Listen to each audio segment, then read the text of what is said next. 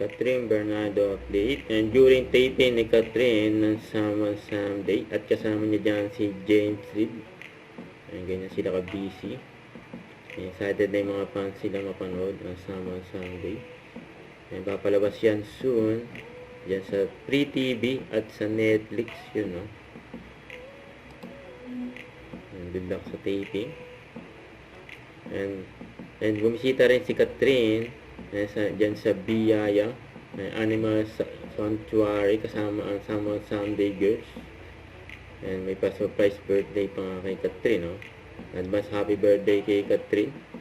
And 9 days to go na lang, birthday na ni Catherine. Excited na yung mga fans ni Catherine. Sa ito, papalabas sa Dubai ang Too Good to Be True ni Catherine Bernardo with Daniel Padilla. Sabi dito, ABS-CBN Too Good to Be True is first PH drama to air on Free TV in the Middle East via Dubai One. Don't forget to subscribe, click the notification bell for more updates. This is Richard in Action Live. Stay tuned for more videos. See ya.